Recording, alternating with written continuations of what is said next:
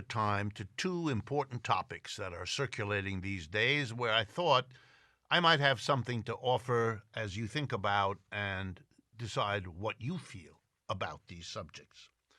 The first one is reparations, and the second one is the forgiveness of student debt. Big questions, big ideas, lots of debate. Let's start with reparations. The pressure here comes mostly from the African American community, and the argument runs roughly as follows. Unspeakable damage, including death, was visited upon the African American people who were forced, often against their will, to leave their native Africa and come to the United States to serve entire lives as slaves, where they were badly treated, badly fed, separated family members from one another. You know the story of American slavery. And so the argument is they are owed reparations. They suffered, they lost, and they demand, many of those folks, a reparations. And I want to talk to you about that, particularly the economics of it.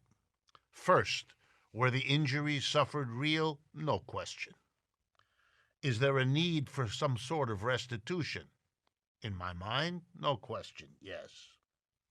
Are there examples in history? In other words, is this a new idea, or have there been reparations in the past that we might learn something from in assessing reparations now? And I think the answer there again is yes. And I want to briefly go over them with you so we all are on the same page. One of the greatest examples of reparations occurred after World War I. It's about 100 years ago. Germany was accused of having initiated that war. Germany also lost that war. And in the aftermath of Germany's defeat, the Allied countries, mainly Britain, France, and the United States, assessed a reparations debt. In other words, the tremendous loss of life, tens of millions of people died in and because of World War I.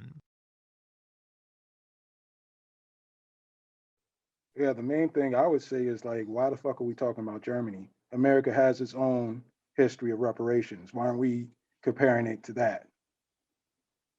Yeah, to the Japanese. To the Japanese, to the Native Americans.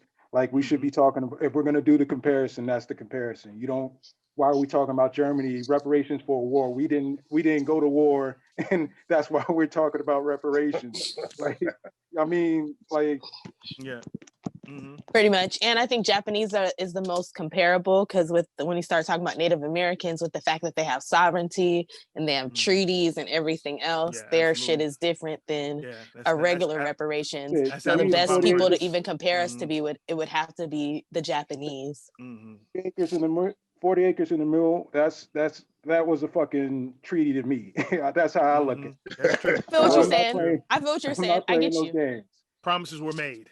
Yeah, absolutely. Yeah, for sure. Here's another example of reparations. After World War II, the Holocaust that was visited on Jewish people, on gypsies, on homosexual people, on all kinds of folks, led to a reparations imposition, again on Germany, which was blamed, and in this case quite rightly, for many of these horrors. The money went to what? Well, it went to many Jewish survivors. Ironically, in the case of the Jewish people, those who had died obviously couldn't get the restitution. And many of those who survived got cash for a few years, various ways. Why are we pretending like these people still don't get checks? But I'll let them. Let them cook.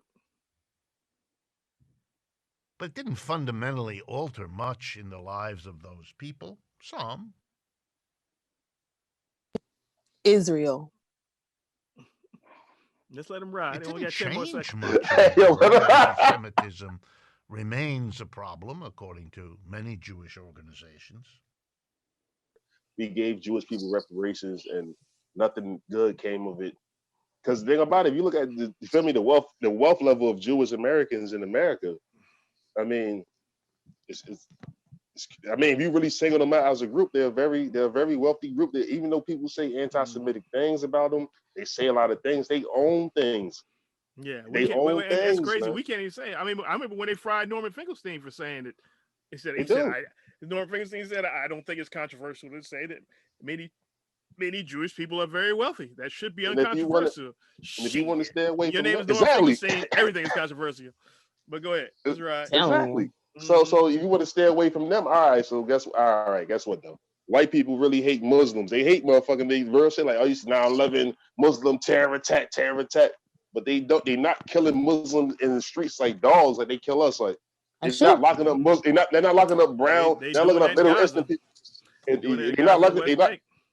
It's real shit. Like real. They're not doing it when they come from West Bank. They don't live like they do in the West Bank. They might just call you, oh, you fucking Muslim, but they're not killing them in the street. They're not denying them loans. They're not doing those. Is different. You know what I mean? It's levels to this shit. And I think that Richard Wolff is failing to I think that he's purposely failing to understand this shit.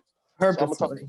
So I got to say about this motherfucker. He getting on my nerves. I used to listen to this motherfucker. He getting on my fucking nerves right now, bro. What's up, Mud? Bro. Yo, to add on to that, even at the height of 9/11, we weren't seeing like Muslims getting shot down in fucking streets. Like that was not a thing. Nope, sure wasn't. You said a handful of people. I remember that one Sikh guy that got caught out there. More recently, there's an Indian guy in North Alabama that got slammed, and that cop got fired immediately. I remember that. Yeah, I remember that. Dude, he was on his ass. That cop, by the time that motherfucker hit the ground, that motherfucker's job was gone.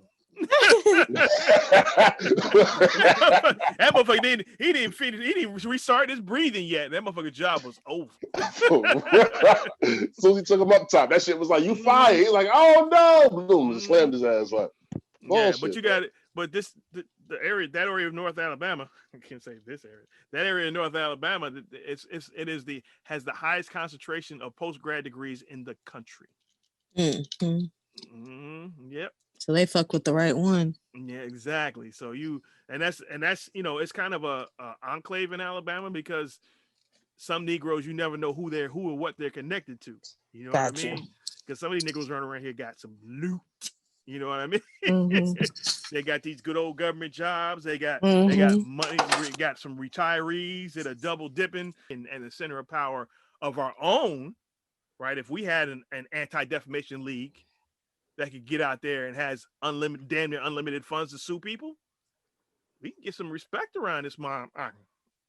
Fucking right. Even though we gotta admit, hashtag ADOS has flexed some muscle because they made Eva Longoria's bitch ass fucking. Sorry, I know y'all be talking about me cussing, but they made her apologize, and I don't have a problem calling her a bitch ass because that's part of the key. That's part of the whole thing, right? There has to be a cost to screwing us over, right? Social media is so powerful, and your social media presence is so powerful that a cost can be exacted. And I will give ADOS that their props on that. They will force people to bend the knee. They will come in your mentions and blow you the fuck up. So excuse my French. Get you the fuck out of here. So can't do this shit no more. And that's powerful to be able to send people at individuals and groups and say and lay out facts. That's real. Let's do. Y'all ready? Everybody ready? Let's do it. Right. Okay, I'm ready. There we go. The loss of life, the loss of property, the injury, the suffering, the misery, all of it seemed outrageous, and the Germans were blamed, and they had to pay reparations. So for quite a few years after the end of World War I in 1918, the German government taxed the German people for a huge amount of money that was not used to serve the German people, but was used instead to pay reparations debts, chiefly to France and Britain, the victors in that war.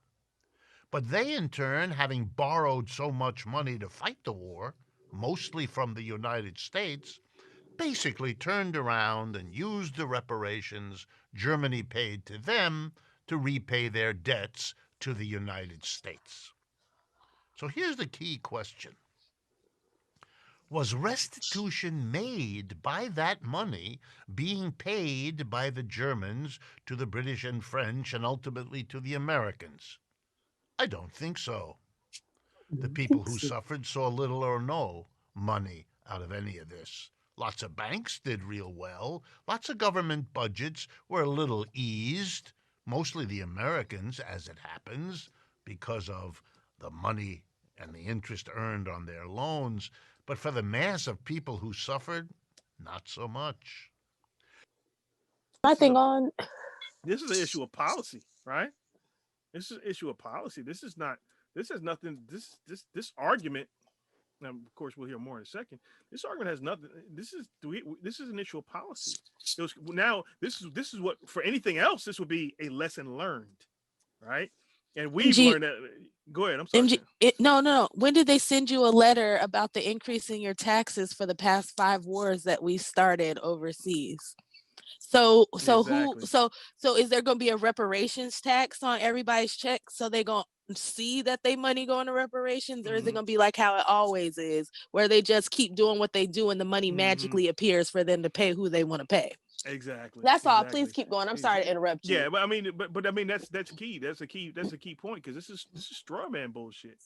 This is straw man bullshit. Okay, it didn't work before. Right. This is a lesson learned. We're going to go to best practices, as opposed to, and that's one of the things that Dr. Darity stipulates, is a good chunk of this money needs to go directly to the to the descendants of slaves. I mean, I don't, and then we've just circumvented that whole problem. Done. We've already had that argument. Done. Next. I'm sorry. Mud. Did this reparations serve to prevent? Go ahead. Mud, what you got? No, I mean, basically you're saying everything I would have said. And to reiterate, like, this is he's talking about a situation between different governments. He's not talking about like our condition is between the government and its own citizens. Exactly. Yep. So the money stays within the system because it stays in this country. It's not being paid to a foreign country. Yeah, there's no middleman for this like goofy shit that he's talking about. So like the comparison doesn't work. Yep. Even if he gives a comparison like this, if he says the states would get the money and pay off, instead of paying us, they would pay off their welfare system, which would be the comparable. That's what they would say, is that they've had some sort of state level welfare programs that they've been paying into for all these years. They want to get their cut first, and then we may get something, right? And then, again, this argument has been made, and Dr. Darity says no, it's a federal program directly to citizens. It can happen in the blink of an eye. I'm sorry, Muddy. I'm sorry, I cut you off again. Yeah, no, you good? All right, John, you got anything? Yeah, man. He's doing some anti-black trickery. He's bugging the fuck out. Here it goes. As soon as you put it, that's how you put a lefty in the corner, just asking about specific black economic policy. Not social policy, specific any economic, not let alone reparations, anything that's specific, that's fucking some type of economic that's not for everybody. You know what I mean? They plan to lift us from the bottom. For real, they really like, oh, you can't do it. He's a Marxist. We already know how Marx felt about black people. But can you reiterate what he said? Wasn't it something about us being a permanent underclass? I forgot exactly how it said. The poisoned Hegelian root. Marx and Engels derived their belief that the Negro stood outside of history and was incapable of contributing to civilization from Hegel. Hegel did not descend, of course, to the mean and nasty abuse which characterized his two revolutionary followers. But what he had to say was harshly condemnatory and based on skimpy evidence. The gist of it was the Negro exhibits the natural man in his completely wild and untamed state. He believed that the Negroes of Africa were incapable of religion, but were rather sorcerers who imagined that with their fetishes they could command the forces of nature. The Negro race, Hegel continued, has perfect contempt for humanity. Tyranny is regarded as no wrong, and cannibalism is looked upon as quite customary and proper. Parents sell their children, and conversely, children their parents, as either has the opportunity. The polygamy of the Negro has frequently for its objects the having of many children to be sold, every one of them, into slavery, and often naive complaints on the score are heard, as for instance in the case of a Negro in London who lamented that he was now quite a poor man because he had already sold all his relations. Slavery is in and for itself injustice, for the essence of humanity is freedom, but for this man must be matured. The gradual abolition of slavery is therefore wiser and more equitable than its sudden removal. At this point, we leave Africa, not to mention it again, for it has no historical part of the world, it has no movement or development to exhibit. Marx and Engels apparently accepted Hegel's conclusions about the relationship of the Negro world to civilization, although they obviously did not relate to the ahistorical condition of the Negro world to a lack of consciousness of God. Hegel himself is unclear, probably deliberately so, about the reasons for the Negro being frozen, as he sees it in the savage and brutish stage of natural man. Marx champions Negro slavery. Marx spent a large part of his life writing diatribes against fellow revolutionaries who had the impetus to differ with him. When Pierre-Joseph Proudhon, probably the leading socialist thinker in France at the time, published a book called The Philosophy of Poverty, Marx immediately replied with a vitriolic rebuttal entitled Poverty of Philosophy. 1847. Proudhon had been childish enough to advocate the emancipation of Negro slaves in the United States. Marx answered contemptuously, "Without slavery, North America, the most progressive of countries, would be transformed into a patriarchal country. Wipe out North America from the map of the world and you will have anarchy, the complete decay of modern commerce and civilization. Abolish slavery and you will have wiped America off the map of nations." What Marx was saying, in effect, was that Negro slaves were needed to produce raw cotton. Cotton was the basic raw material of modern capitalistic industry. Therefore, Negro slavery was necessary to the survival of America and to the survival of modern civilization. The first thing that is interesting about this quoted paragraph is that Marx again makes it abundantly clear that he has no interest whatsoever in the fate or welfare of Negroes. The second point of interest is his preposterous predictions. If slavery were abolished, America would become a patriarchal country. What does that mean? A nation of primitive shepherds, perhaps like the tribes of the Old Testament patriarchs? Evidently, Marx actually believed the emancipation would wipe America off the map of the world. America would cease to exist as a nation. The video. Yeah, basically, the idea was to essentially have the same thing that happened to us, where we became sharecroppers. If they had won some revolution over here, we would have just been sharecroppers, while white immigrants, European immigrants, would take over the country.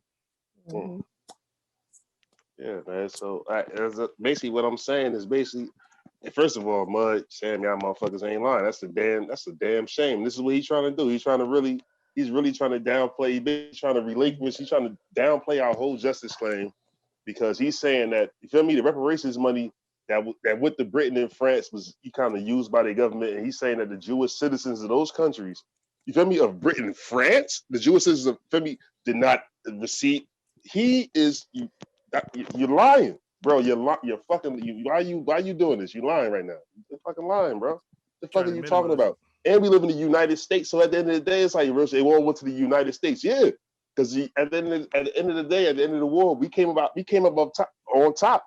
So we should have paid reparations then. And basically, you're just making it like, yo, damn, they should have been paid reparations, because you got Branson.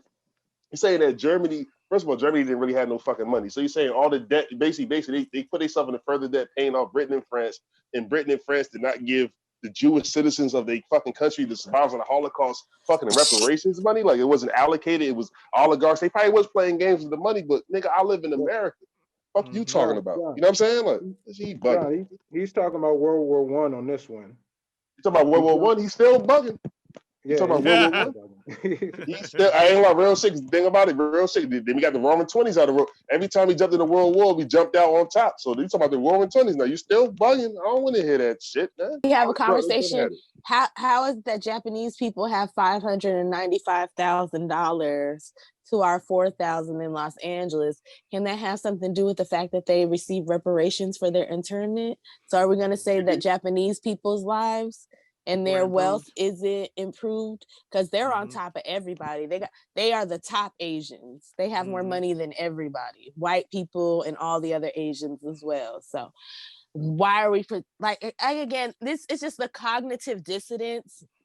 And I had perfect example, right? I had a conversation with this white man yesterday on Twitter, because I live on Twitter. And he was talking about how, neo-lib people need to stop using class reductionists because of neo-libs and blah blah blah. And I could just hear John in my head, the neo-libs. I told you, they always break. Every time some anti-black shit they do, they like the neo-libs. So I slid in this guy's thing, right? And I was like, well, blah blah blah. And you just use this as a way to ignore Black people and Black issues. So he hit me back and was like, I am for reparations, period. And then he just kind of going through the rest of it. And that's when it all boiled down to like, I'm for reparations, but I don't really think that they'll give that shit to you guys. So I'm just going to root for fucking Medicare for all and baby bonds. And and I was like, baby bonds doesn't help me. I'm 35. Like, what the fuck am I going to do with some baby bonds? And I ain't got no kids. And even if I have some kids, y'all not gonna let me spend the baby bonds. So what the fuck? Yep.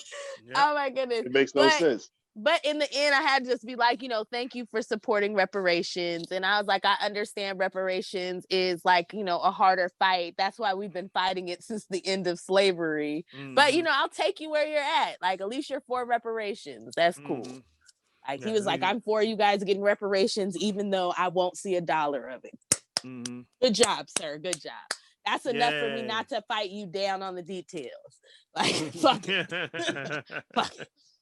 Hey, MG, before you say something, before you feel me, like MG, I know I'm gonna get out of here though, because Mud just said that he's talking in the context of World War I now. So basically, his argument is that Germany gave reparations to Britain and France. First of all, they gave reparations to Britain and France because they lost the fucking war. That's basically what they use as the excuse that led to the Second World War and Hitler's rise. Exactly. The Germans were so pressed. That was war reparations. Exactly. What the fuck are you? Real shit. Like, first of all, you talking about World War I? They gave reparations to Britain and France. The Germans did for Jewish people. Maybe it was a carve out, but that was war. They lost the war, so they had to pay for the cost of the war. That wasn't reparations for Jewish people. Like why are you lying? He's lying, bro. Yeah, but see, here's one of my problems with it. He's gonna get to World War II in a minute. Is that when World War II, the Marshall Plan, we spent more money on getting Europe back in shape, especially Germany and Japan. We spent we fucked Japan up with two bombs. Yeah, we the Marshall Plan spent a ton of money getting people fixed that we went to war with. You know what I mean? So we can spend money to get people right. We just won't do it for Negroes. That's it. I'm sorry. Listening to Reset Race, you now tuned in to Reset Race. You're listening to Reset Race, you're now tuned in to Reset Race. Put them back on the grill again. We grilling them. Put them back on the grill again. We grilling them. Put them back on the grill again. We grilling them. Back on the grill again. We grilling them. You're listening to Reset Race. ADOS need reparations to make America great. You're tuned in to Reset Race. We no longer starving while others eat off our plate. No. You're listening to Reset Race. We focused on our justice claim. We know what is at stake. You're tuned in to Reset Race. You'll find out who really about justice and really who fake. Lineage go back to U.S. Southern plantations. Penniage, Jim Crow, and mass incarceration. Redline and lynchings. We are old from this nation. You're not about justice if you ain't for reparations. MG the wise one, cousin mother intellectual. Samantha bringing fire, anti-black, we pressing you. No permanent friends and no permanent enemies. The backbone of the country, the win. You need our energy. You gon' see. Listening to Reset Race. You now tuned in to Reset Race. You're listening to Reset Race. You're now tuned in to Reset Race. Put them back on the grill again. We grilling them. Put them back on the grill again. We grilling them. Put them back on the grill again. We grilling them. Back on the grill again. We grilling them. You're listening to Reset Race. ADOS need reparations to make America great. You're tuned in to Reset Race. We no longer starving while others eat off our plate. No. You're listening to Reset Race. We focused on our justice claim. We know what is at stake. You're tuned in to Reset Race. You'll find out who really about justice and really who fake. Until you do right by me, everything you think about is gonna crumble.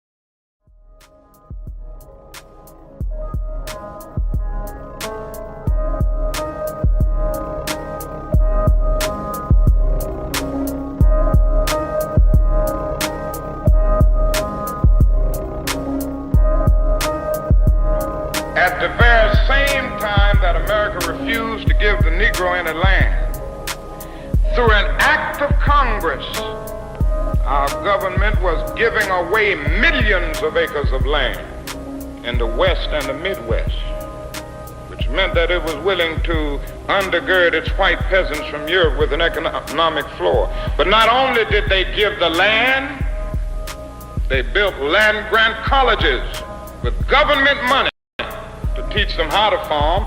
Not only that, they provided county agents to further their expertise in farming. Not only that, they provided low interest rates in order that they could mechanize their farms. Not only that, today many of these people are receiving millions of dollars in federal subsidies not to farm, and they are the very people telling the black man that he ought to lift himself by his own bootstraps.